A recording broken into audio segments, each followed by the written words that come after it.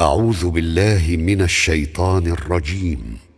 بسم الله الرحمن الرحيم. الرحمن علم القرآن خلق الإنسان علمه البيان الشمس والقمر بحسبان والنجم والشجر يسجدان والسماء رفعها ووضع الميزان ألا تطغوا في الميزان وأقيموا الوزن بالقسط ولا تخسروا الميزان والأرض وضعها للأنام فيها فاكهة والنخل ذات الأكمام والحب ذو العصف والريحان فبأي آلاء ربكما تكذبان خلق الإنسان من صلصال كالفخار وخلق الجن من مارج من نار فبأي آلاء ربكما تكذبان رب المشرقين ورب المغربين فبأي آلاء ربكما تكذبان مرج البحرين يلتقيان بينهما برزخ لا يبغيان فبأي آلاء ربكما تكذبان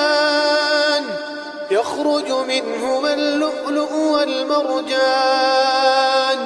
فبأي آلاء ربكما تكذبان وله الجوار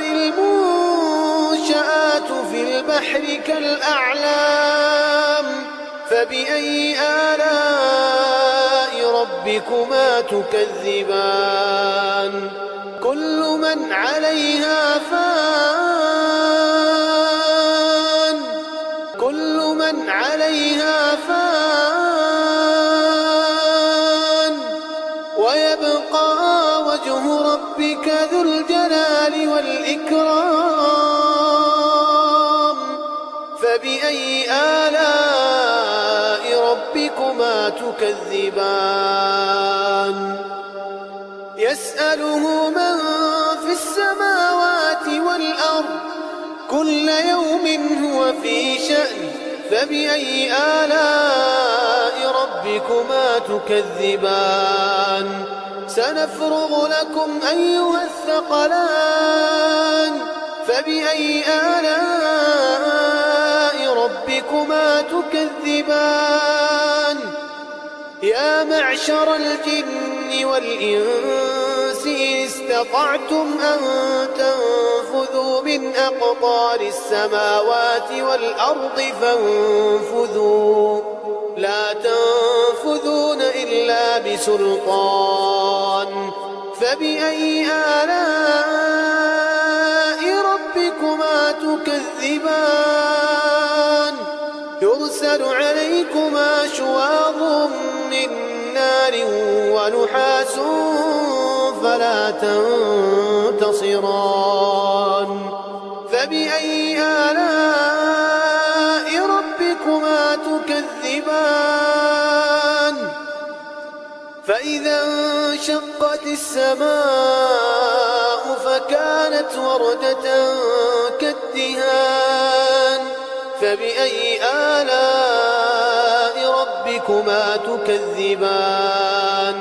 فيومئذ لا يسأل عن ذنبه إنس ولا جان فبأي آلاء ربكما تكذبان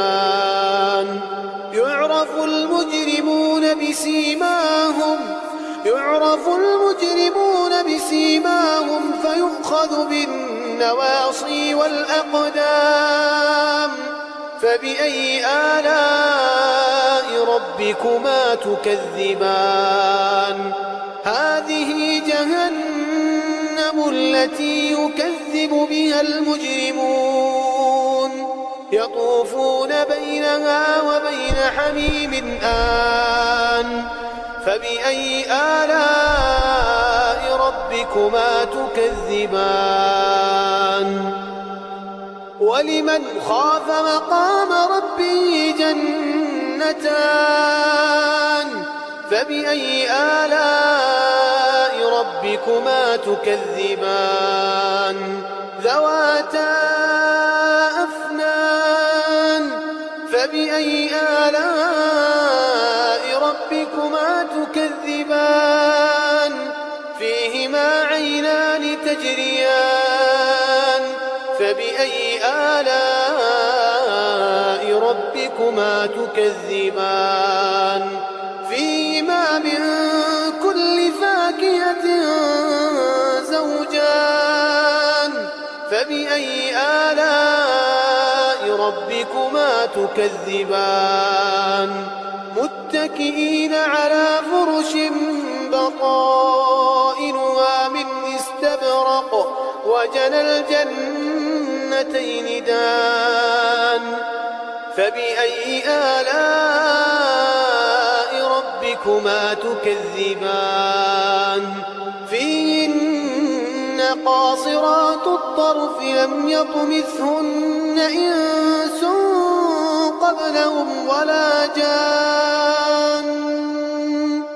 فبأي آلاء ربكما تكذبان كأنهن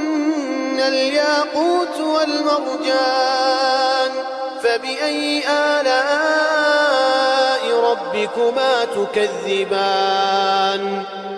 هل جزاء الإحسان إلا الإحسان فبأي آلاء ربكما تكذبان ومن دونهما جنتان فبأي آلاء ربكما تكذبان مدهامتان فبأي آلاء ربكما تكذبان فيهما عينان نضاختان فبأي آلاء ربكما تكذبان فيهما فاكهة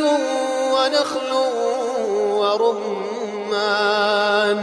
فبأي آلاء ربكما تكذبان فيهن خيرات حسان فبأي آلاء ربكما تكذبان حور مقصورات في الخيام فبأي آلاء ربكما تكذبان لم يطمثهن إنس قبلهم ولا جان فبأي آلاء ربكما تكذبان متكئين على رفرف خضر وعبقري حسان فبأي آلاء ربكما تكذبان تبارك اسم ربك ذي الجلال والإكرام